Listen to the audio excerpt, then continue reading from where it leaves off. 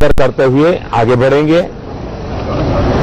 हमारा निरंतर प्रयास रहा है कि सभी विषयों पर चर्चा हो, खुल करके चर्चा हो, तेज तर्रार चर्चा हो, तीखी तमतमती चर्चा हो, लेकिन चर्चा तो हो।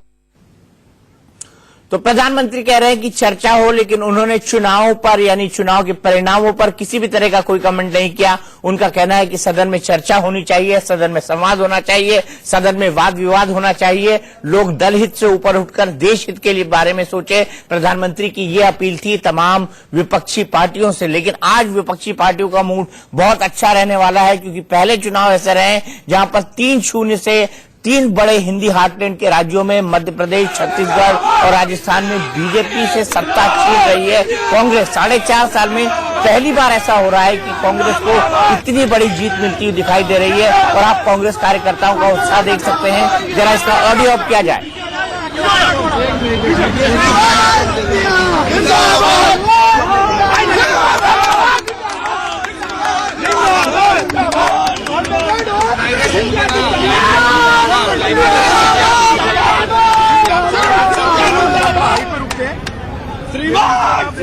कार्यकर्ता जश्न में नारे लगाते हुए हम एक बार फिर से आपको तमाम आंकड़े बता देते हैं। मध्य प्रदेश में 230 में से 230 के रुझान आ चुके हैं। बीजेपी 98 सीटों पर आगे है, कांग्रेस 116 यानी बहुमत पा चुकी है, अदर्स 16 पर आगे है। छत्तीसगढ़ के आंकड़े आ चुके हैं 90 से 90 सीटों के, बीजेपी 23 पर आगे, कांग्रेस 59 सीटों पर आगे आ चुकी है और अदर्स 8 पर। राजस्थान की बात करें 199 में से 199 सीटों के आगे आंकड़े आ चुके हैं, बीजेपी 80 पर आगे है, कांग्रेस 102 पर और अदर्स 17 पर। तो यानी ये तीनों राज्य हैं, मध्य प्रदेश, छत्तीसगढ़ और राजस्थान। यहाँ पर कांग्रेस फिलहाल सरकार बनाते हुए दिख रही है। एंटी इनकम्बेंसी का बड़ा फर्क पड़ा है। एक एक करके तीनों सहयोगियों के पास चलते हैं, संजीव जी के पास भी चलते हैं। सबसे पहले सुशांत आपके पास, आप मुझे ये बताइए कि छत्तीसगढ़ में आखिर क्यों अनपॉपुलर हो गए इतने रमन सिंह, क्यों धान की खरीद से इनकार कर दिया किसानों ने? आखिर क्या परिस्थितियां बनी छत्तीसगढ़ में जो इतना खिलाफ गया मैंडेट रमन सिंह के? ठीक है सर। देखिए दीपक जी, 15 साल की एंटी इनकम्बेंसी किसी भी राज्य में आप कितना भी काम कीजिए, कई बार लोग जो है वो बदलाव चाहते हैं। रमन सिंह की अगर बात करें, एक बार फिर वो राजनांदगांव से आगे हो गए, ये भी बता दूं दर्शकों के लिए। लेकिन साथ ही ये भी देखना होगा कि यहाँ पर जिस तरीके से तमाम विकास के कार्यों का दावा कर रहे थे रमन सिंह, और हमने भी कई रिपोर्ट चलाई थी कि नक्सल प्रभावित इलाकों में विकास हुआ है और वहां पर काम हुआ है, लेकिन कई बार लोगों को बदलाव चाहिए होता है। और वो बदलाव जो है वो मुझे लग रहा है कि चाहत दिखी है। यहाँ पर लोग 15 साल से रमन सिंह का काम देख रहे थे। कई योजनाएं उन्होंने लड़कियों के लिए साइकिल दिया जो स्कूल जाती हैं, चप्पल पहनाने की कोशिश की आदिवासी महिलाओं को, उसकी तस्वीर भी देखी थी आपने। वो बाकायदा एक योजना है छत्तीसगढ़ में, धान देना, चावल देना, तमाम योजनाएं थी। लेकिन जब 15 साल से आप काम कर रहे हो तो जनता बदलाव चाहती है और वो बदलाव यहाँ पर दिख रहा है। जो मैंडेट है वो बहुत क्लियर मैंडेट है और कांग्रेस को साफ तौर पर मैंडेट देकर कहा गया कि अब आप क्या कर सकते हैं वो आप। ठीक है सुशांत, हम सीधे चलते हैं पवन खेड़ा जी के पास। कांग्रेस के स्पोक्स पर्सन है, राजस्थान से आते हैं लेकिन कई सारी जगहों का इंचार्ज थे। पवन खेड़ा जी, ईवीएम पास हो गई आज? बात ईवीएम की नहीं है, बात यह है कि लोकतंत्र आपको बोलना तो पड़ेगा। आप हमेशा ईवीएम के खिलाफ बोलते थे कि ईवीएम से छेड़खानी करते हैं मोदी जी, ईवीएम के साथ गड़बड़ी करता है इलेक्शन कमीशन, ईवीएम के साथ शायद बीजेपी गड़बड़ी करती है। तो आज ईवीएम पास हो गई या नहीं? दीपक चौरसिया जी, मैं पर्सनली हमेशा आपको कहता था कि एक भी व्यक्ति को अगर संशय है चुनावी प्रक्रिया पर तो उस संशय को दूर करने की जिम्मेदारी हमारी, आपकी, इलेक्शन कमीशन की, तमाम राजनीतिक दलों की, सबकी होती है। मैं आज भी उस बात पर अडिग हूं। आपने देखा कि हर जगह, आप भी कई जगह घूमे, आपने देखा जो गुस्सा था लोगों के मन में और जिस तरह का राजनीतिक संवाद प्रधानमंत्री जी ने कोशिश की प्रश्नों के उत्तर देने की जगह पर, उन्होंने अजीब अजीब बातें करनी शुरू कर दी। आज से नहीं, पहले से कर रहे हैं उनके तमाम प्रवक्ता। कोई भगवान को जाति प्रमाण पत्र बांट रहा है, कोई कांग्रेस की शीर्षस्थ नेत्री को विधवा कहकर पुकार रहा है, अजीब अजीब बातें। किसानों को इससे नहीं मतलब, किसान अपनी बात रखना चाहते हैं, नौजवान बेरोजगार अपनी बात रखना चाहते हैं, लेकिन मोदी जी हर बात से बच के निकलने की चेष्टा करते हैं। कोई प्रश्न पूछ ले तो वो राष्ट्र विरोधी, वो पाकिस्तान से मिला हुआ, इस तरह की संवाद को जनता ठुकराना चाहती थी। ये 3 स्तर पे एक एंटी इनकम्बेंसी मैंने राजस्थान में देखा, जहां का मैं इंचार्ज था।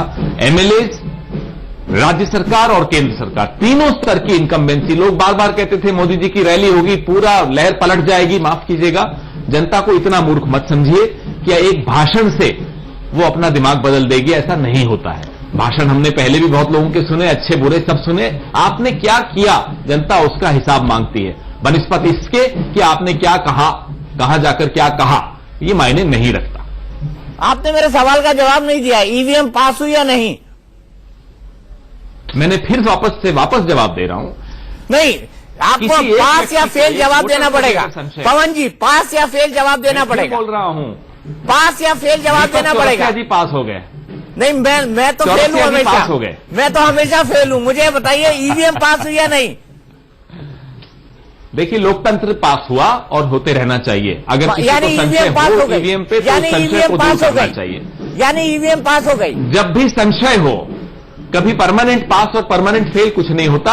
जब किसी को संशय हो, उस संशय को दूर करने की जिम्मेदारी हम सबकी होती है।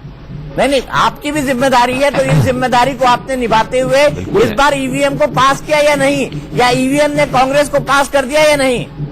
चलिए मैं उल्टा पूछ लेता हूं, जनता ने कांग्रेस को पास कर दिया या नहीं? वोटर ने कांग्रेस को पास कर दिया, वोटर ने भारतीय जनता पार्टी को फेल कर दिया, भारतीय जनता पार्टी के राजनीतिक संवाद को फेल कर दिया। वोटर ने ही सब जो करता है वोटर करता है। और इतनी भारी जो रोष था, उसके सामने आप ईवीएम की बात कर रहे हैं। वो रोष तो सिंहासन खाली करो कि जनता आती है वाला रोष था। लेकिन फिर भी आपने जवाब नहीं दिया, ईवीएम पास या फेल? मैंने आपको इतनी अच्छी तरह जवाब दिया कि इसमें तो पूरी पुस्तक लिख सकते हो आप इस जवाब पर। नहीं, आप पुस्तकों के पढ़ने के शौकीन है, मैं पुस्तक लिख सकता हूं, लेकिन फिर भी आप सवाल से बच क्यों रहे?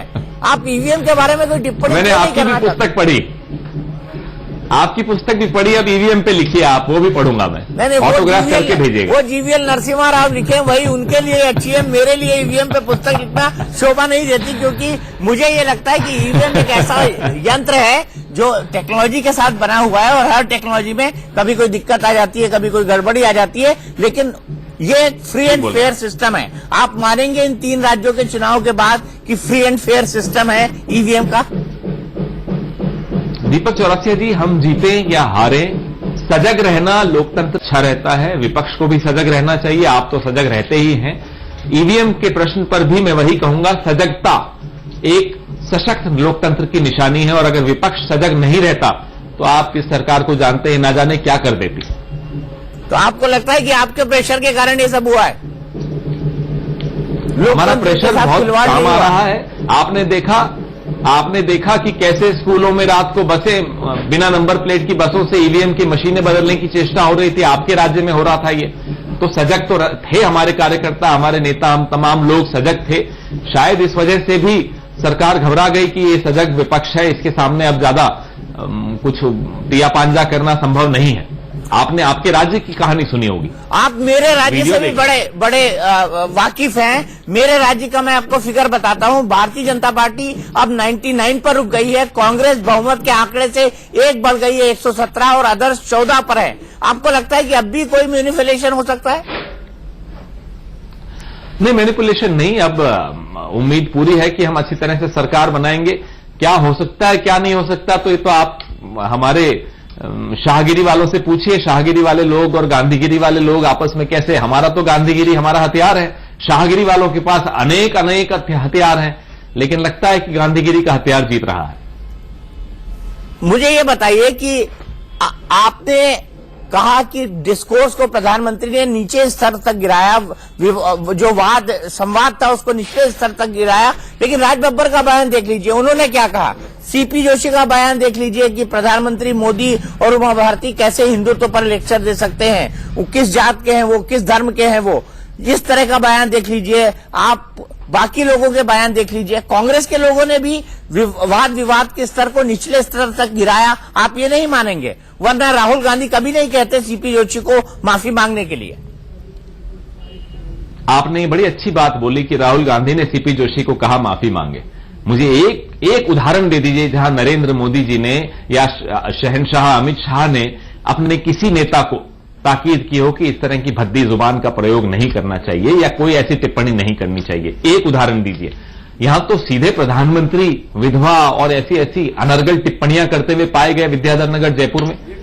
तो सीधा प्रधानमंत्री अगर देश का राजा इस तरह की बदजुबानी करेगा तो सोचिए क्या उस देश के बारे में क्या छवि आप पेश दो बातें कहनी। राहुल गांधी ने हिम्मत दिखाई, तुरंत 1 घंटे के अंदर ट्वीट किया, 2 घंटे के अंदर सीपी जोशी जी ने माफी मांगी। ये कांग्रेस में ही संभव है। संजीव जी हमारे साथ हैं, वो आपसे सवाल पूछना चाहते हैं। संडे गार्डियन के सीनियर एडिटर है जी। संजीव जी जी, 2 प्रश्न पूछना है। एक तो ये कहकर ये आप मानते हैं कि आपके लोग भी भद्दे भाषा की उपयोग किया है।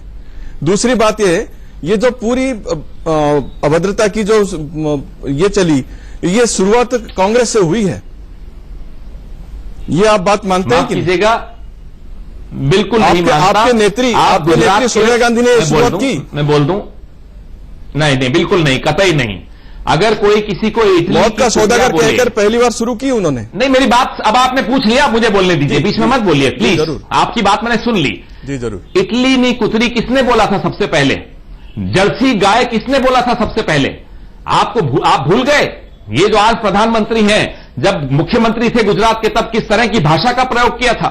आप उसके सामने मौत का सौदागर बोलेंगे तो कम से कम वो फिर भी अभद्र नहीं माना जाएगा। आप उसको कुछ और मान ले। मास मर्डरर कहा कैसी बात कर रहे हैं आप? उससे क्या हुआ?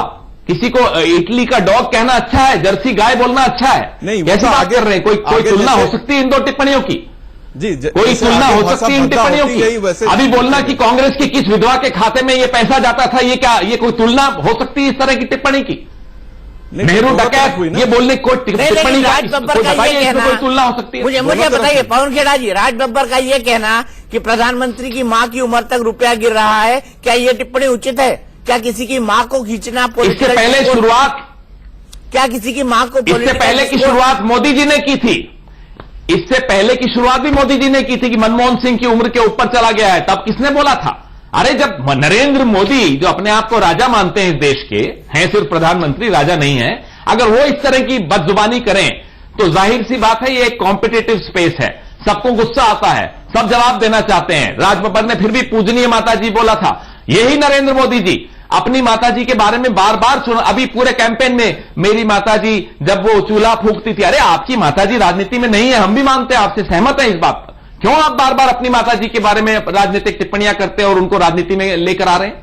नहीं लाया तो आपने ना चाय वाला। ये देश का जो संवाद है, अगर देश का राजा संवाद भूल जाता है, संवादहीन हो जाता है, घटिया स्तर पर उतर आता है, तो माफ कीजिएगा सभी ऐसी बात करने लगे। पवन खेड़ा जी, आज तक आपने जितनी टिप्पणियां की हैं उनको नरेंद्र मोदी जी ने बहुत अच्छी तरह इनकैश किया अपने फेवर में। पहली बार हुआ है कि आप लोगों ने इनकैश किया है। आप क्या मानते हैं कि कांग्रेस की स्ट्रैटेजी जैसे को वैसा वाली थी? नहीं, हमारी स्ट्रैटेजी बड़ी स्पष्ट थी कि जनता से जुड़े हुए मुद्दों पर ध्यान न हमारा हटे, न जनता का हटे, न मीडिया का हटे। बार बार योगी आदित्यनाथ राजस्थान में आकर बजरंगबली जी की कास्ट से लेकर और अजीब अजीब टिप्पणियां करते रहे। हम बार बार उनसे किसानों से जुड़े हुए सवाल पूछते रहे, हम बार बार नौकरियों का हिसाब पूछते रहे, हम बार बार महिला सुरक्षा की बात करते रहे, हम बार बार छोटे व्यापारी की परेशानियों के बारे में उनसे बात करते रहे। न केवल आदित्यनाथ जी से, नरेंद्र मोदी जी से, अमित शाह जी से, सबसे वो आते थे। हम 2 घंटे के अंदर उनसे अपने प्रश्न पहले भी पूछते थे, उसके बाद पूछते थे भाई हिसाब क्यों नहीं दिया? आप नेहरू जी, पटेल जी, बजरंगबली जी तमाम बातें यहां वहां की करते रहे, लेकिन आपने एक बार भी मुद्दों पर नहीं आए और जनता ये देख रही थी कि आप मुद्दों से कैसे बचकर भाग रहे हैं। कभी किसी के पीछे छिप जाएंगे, कभी सरदार पटेल के पीछे छिप जाएंगे। अरे माफ कीजिएगा, जनता को इन 5 सालों का हिसाब चाहिए। पिछले 60 साल में क्या हुआ, हर 5 साल में उसका हिसाब किताब हुआ। जनता ने बार बार किसी को जिताया तो किसी कारण से जिताया। लेकिन पवन खेड़ा जी, आपको नहीं लगता कि 2019 के लिए ये एक बहुत बड़ा संकेत है? राहुल गांधी की लीडरशिप और स्टैब्लिश होगी इन 3 राज्यों में आपकी जीत के बाद? जो इंडिकेशन मिल रहे हैं उसके हिसाब से, जो रुझान मिल रहे हैं उसके हिसाब से, मैं रुझानों के हिसाब से जीत की बात कर रहा हूं। बिल्कुल ठीक कह रहे हैं आप दीपक चौरसिया जी। पिछले 5 साल से देश की राजनीति और देश की सरकार सिर्फ और सिर्फ व्हाट्सएप के जरिए चल रही थी। व्हाट्सएप की अफवाहों के जरिए राहुल गांधी की एक छवि जिस तरह की बनाने की चेष्टा की गई, जनता उस छवि को नकार चुकी है। जनता समझदार है, वो उस नेता को पहचानती है जो जनता से जुड़े हुए मुद्दों पर ही चर्चा करना चाहता है और बार बार करता रहता है, अडिग रहता है, निडर रहता है, अड़ा रहता है। ये है वो राहुल गांधी।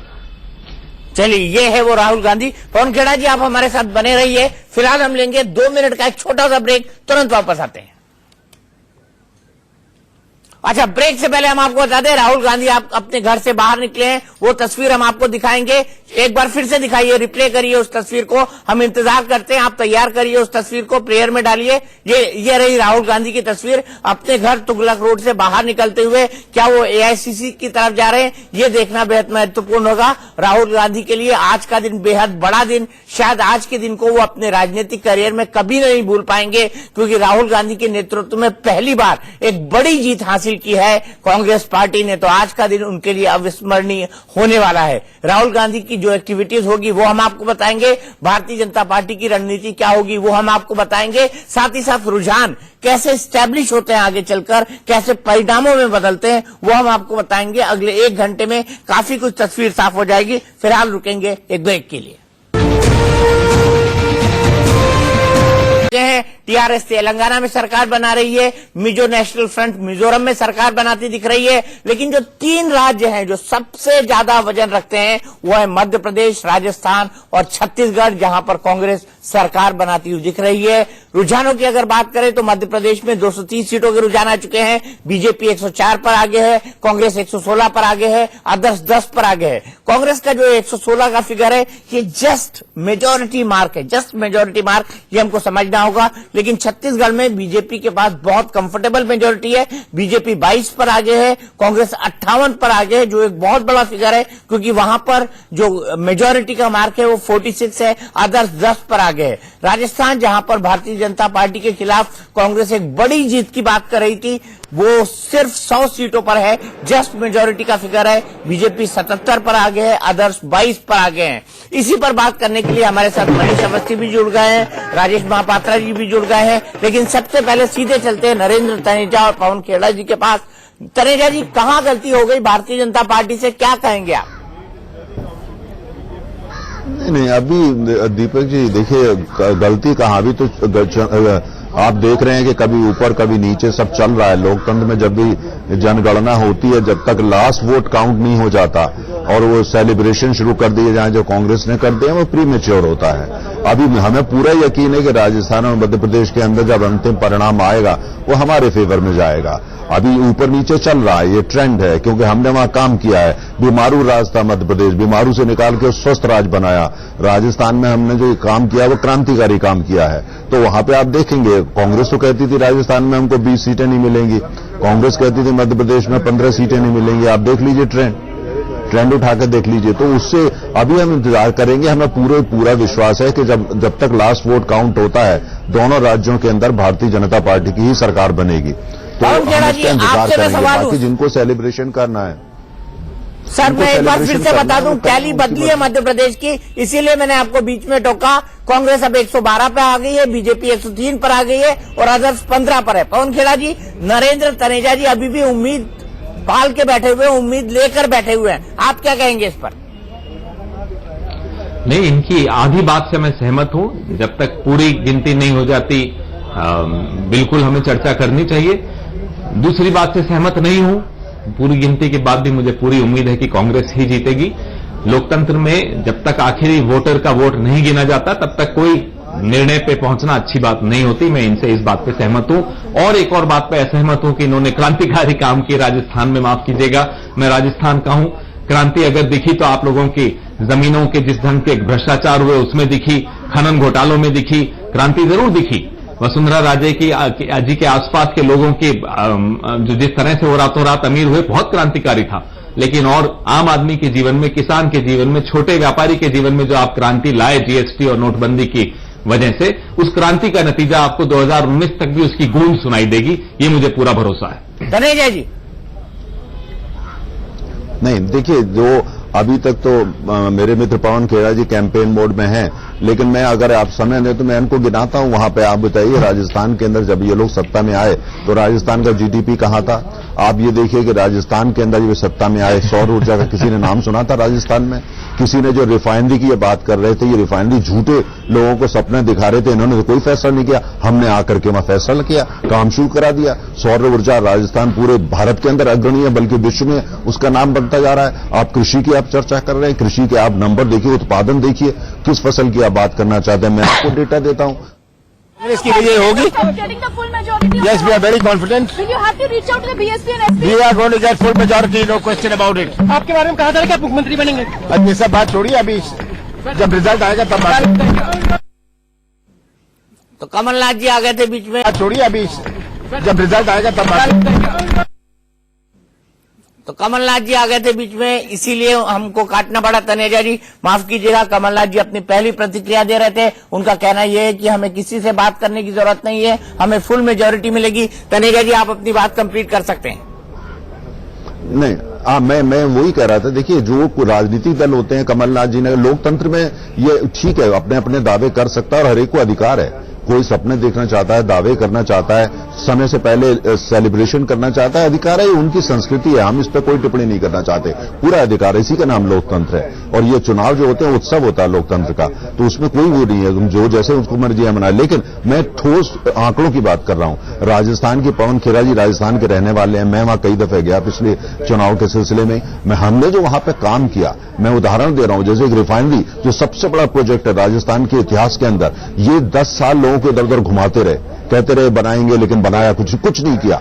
और नकली जाकर के वहां पत्थर भी एक रख दिया, काम नहीं किया था। हमने जाकर के उस पर काम किया, असली पत्थर रखा और काम शुरू कराया। राजस्थान का सबसे बड़ा पोटेंशियल सौर ऊर्जा है, इन्होंने खाक नहीं किया था वहां पे। हमने राजस्थान को देश में सबसे अग्रणी बना दिया सौर ऊर्जा के अंदर। विश्व में राजस्थान का आज नाम हो रहा है। कृषि की ये बात कर रहे हैं, कृषि के अंदर आप फसलों का नाम दीजिए, उत्पादन देखिए, चाहे किस किस का उत्पादन कितना बड़ा है, मैं इनको डेटा सारे दे सकता हूं। देखिए, हमने ठोस काम वहां किया है। जहां तक चुनाव की बात है, अंतिम वोट काउंट हो जाने दीजिए, उसके बाद लोकतंत्र तो लोकतंत्र होता है, अंतिम वोट जो फैसला करेगा। बिल्कुल ठीक। अजीत जोगी कुछ कह रहे हैं, नरेंद्र तनेजा जी वो सुनते हैं। और कांग्रेस के अलावा तीसरी पार्टी की कोई जगह है? हम लोगों ने 2 महीने में सिंबल मिला, उसको लोगों तक पहुंचाने में प्रयास किया, और उसके बावजूद हम लोग जितनी सीटें जीत रहे हैं, जितना प्रतिशत वोट हमको मिल रहा है, उससे हमको बहुत संतोष है। हमने छत्तीसगढ़ में एक नया अध्याय प्रारंभ किया है। 2 पार्टी सिस्टम की जगह यहाँ एक क्षेत्रीय पार्टी का भी उदय हो गया। सर, आपकी तो ख्वाहिश थी किंग मेकर बनने की, अब वो कोई नजर नहीं आ रही, किंग मेकर उनके नजर नहीं आ रहे। आप देखिए, वो तो रिजल्ट पर निर्भर करता है। काउंटिंग चल रही है। ये बात जरूर है कि ऐसा लगता है कि पूरे प्रदेश में भाजपा के बहुत खिलाफ वातावरण था।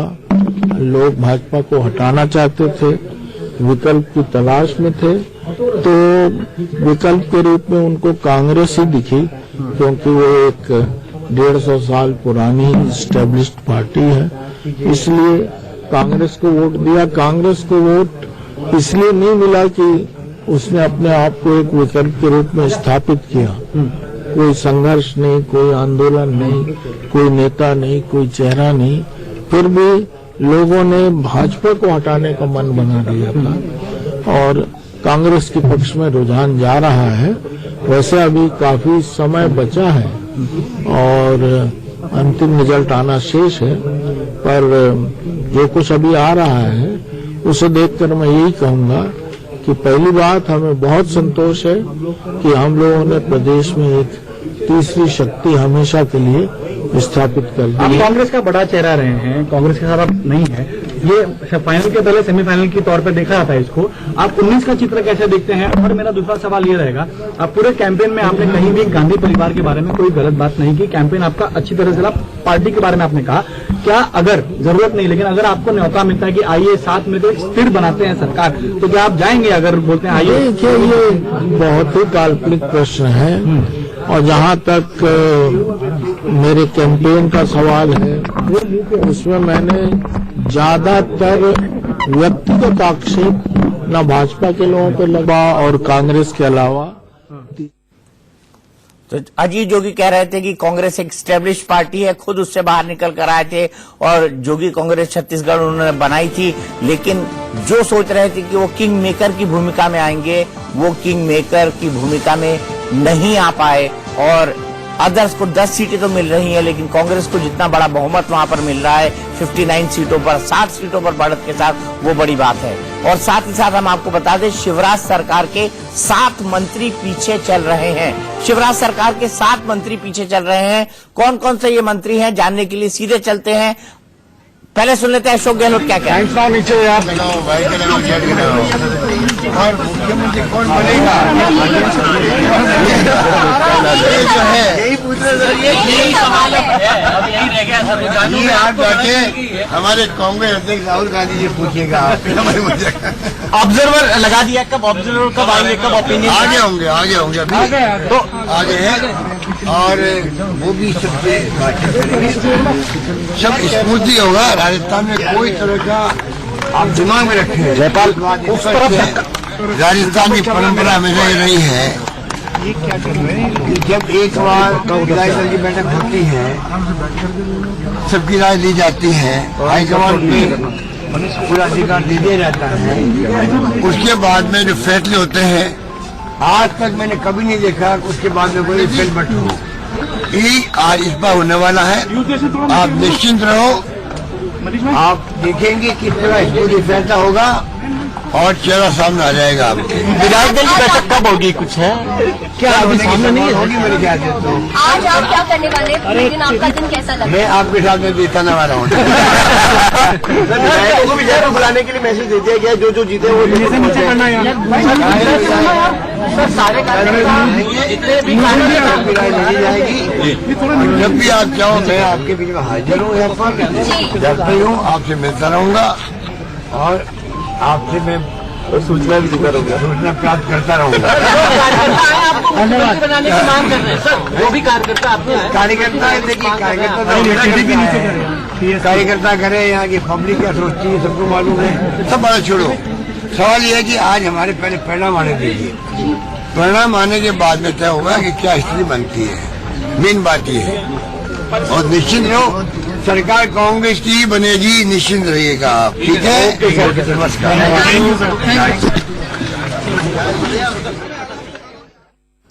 तो मध्य प्रदेश का आंकड़ा एक बार फिर बदलता हुआ, बीजेपी 106, कांग्रेस 113, अदर्स 11। तो यहां पर और कांग्रेस जो है बहुमत से फिर पीछे हो गई है, 116 सीटें चाहिए बहुमत के लिए, वहीं भारतीय जनता पार्टी 100 से आगे बढ़ के 106 हो गई है। उधर पीएम मोदी ने सोनिया गांधी से मुलाकात की है, सदन के अंदर पीएम सोनिया गांधी से मिले हैं, कर्टसी कॉल हो सकती है। रजत राकेश टंडन फोन लाइन पर हमारे साथ मौजूद हैं। ये मुलाकात संसद के गलियारे में हुई है या फिर हाउस के अंदर? रजत, देखिए दीपक जी, हाउस के अंदर मुलाकात हुई है।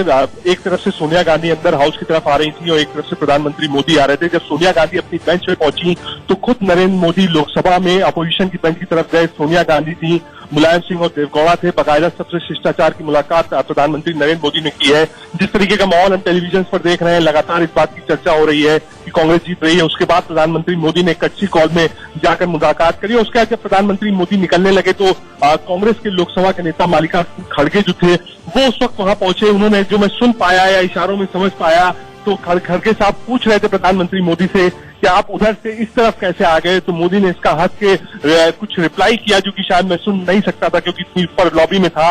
और उसके बाद हाथ जोड़कर प्रधानमंत्री मोदी अपनी सीट पर वापस चले गए। इस तरह की कर्टसी मुलाकातें प्रधानमंत्री मोदी ज्यादा करते नहीं है। आज उनको क्या हुआ कि उनको लगा कि उनको सोनिया गांधी तक पहुंचना चाहिए?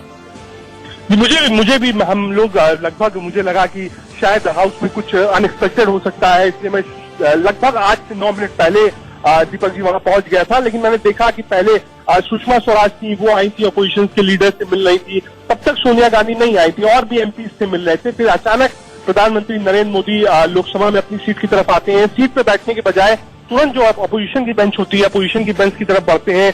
देवगौड़ा वहां पर थे, मुलायम सिंह यादव थे और सोनिया गांधी सामने से आती है, अपनी सीट पर बैठती है सबसे आगे वाली पर। वहां खड़े होकर प्रणाम करते हैं। उसके बाद सोनिया गांधी से हालचाल पूछते हैं, नमस्कार करते हैं।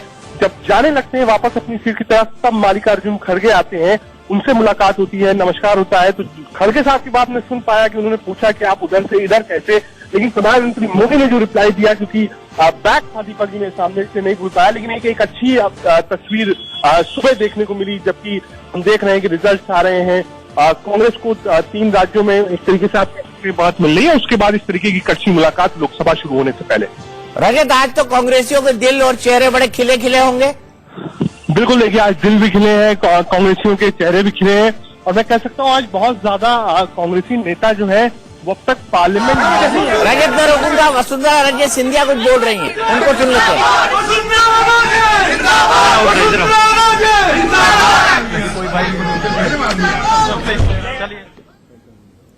अभी भी जिंदाबाद चल रहा है। रेणु जी क्या कहेंगे आप? रेणु मित्तल हमारे साथ जुड़ गई हैं, वरिष्ठ पत्रकार हमारे साथ राजेश महापात्रा जी भी हैं। रेणु क्या बोलेंगे? अभी भी वसुंधरा राजे सिंधिया जिंदाबाद चल रहा है। देखिए, सारी एक्सपेक्टेशंस के बावजूद आपकी स्क्रीन पे दिख रहा है 75 सीट बीजेपी की। बीजेपी को कांग्रेस ने कहा था कि बहुत कम सीटें आएंगी, तो ये तो उम्मीद से बहुत ज्यादा है। और कांग्रेस बहुत देर से 100 सीटों पे अटकी हुई है। 100 ही वो मैजिक नंबर है जो चाहिए सरकार बनाने के लिए। अप एंड डाउन हो रहा है कांग्रेस के लिए। आपने अभी देखा अशोक गहलोत का चेहरा कैसे खिला हुआ था। अशोक गहलोत चाहते ही हैं कि कांग्रेस की 100 या उससे कम सीट आए, ताकि वो इंडिपेंडेंट के साथ मैनेज करके सरकार बना लें। यहाँ पर सचिन पायलट पीसीसी प्रेसिडेंट हैं, 5 साल से उन्होंने पार्टी को लीड किया है। उन्होंने बाई इलेक्शन जितवाए हैं पार्लियामेंट के, असेंबली के, और 5000 किलोमीटर क्या उन्होंने यात्रा की है पूरे स्टेट में। तो उन्होंने मेहनत बहुत की है। उनको उम्मीद थी कि 120, 125, 130 सीट आने पे वो श्योर शॉट मुख्यमंत्री बनेंगे। और यहाँ पर अब ये जो सीनियर लीडर्स हैं कांग्रेस के, वो कोशिश करेंगे राहुल गांधी को समझाना कि कैसे लोकसभा के लिए इम्पोर्टेंट है कि गहलोत जैसा एक्सपीरियंस्ड आदमी वहां भेजा जाए, जो कि मैनेज कर सके और लोकसभा में ज्यादा से ज्यादा सीटें ला सके। यही स्ट्रैटेजी रही है शुरू से, और इसी स्ट्रैटेजी के तहत बहुत खराब टिकटें बांटे आप देख रहे हैं। 24 अन्य दिखा रहे हैं, उसमें बहुत सारे कांग्रेस के रेबल्स होंगे जिनको सीटें मिलनी चाहिए थी, उनको नहीं टिकट मिली, और वो जीत के आ रहे हैं। जब हम इसका ब्रेकडाउन देखेंगे बाद में, तो आप देखेंगे कि कैसे उसमें से कुछ बोलेंगे गहलोत को आगे करिए, कुछ बोलेंगे सचिन पायलट को आगे करिए। ये अभी चलेगा जब तक कि चीफ मिनिस्टर डिसाइड नहीं हो जाता। पर ये कांग्रेस, राजस्थान में कांग्रेस के लिए बहुत बड़ा सेटबैक है, जहां वो इतनी अच्छी पोजीशन पे थे। मैं तो पिछले 1-2 साल से कह रही हूँ कि वसुंधरा राजे का बहुत खराब उनका जो शासन है बहुत प्रॉब्लम में है। पर इतना अच्छा करना, तो इसीलिए आपने जिंदाबाद के नारे देखे कि वो आयरन लेडी है, टफ लेडी है, बहुत आसान नहीं है उनको राइट ऑफ करना। वो फिर भी मैनेज करके काफी सारी सीटें लेके आ रही हैं। क्या है राजेश, आप मानेंगे कि 75 का टैली, 74 का टैली जो अभी मिलता दिखाई दे रहा है, वो एक रिस्पेक्टेबल टैली है, और वसुंधरा को उसके लिए शाबाशी देनी चाहिए, वरना हम तो सोच रहे थे वो 40-50 में सिमट जाएंगे। मेरे ख्याल से इसकी क्रेडिट बीजेपी को ही जाना चाहिए, पार्टी को जाना चाहिए। ये मैं कहूंगा कि ये मैटर ऑफ कंफर्ट है बीजेपी के लिए, और कांग्रेस के लिए मैटर ऑफ कंसर्न है। पर अभी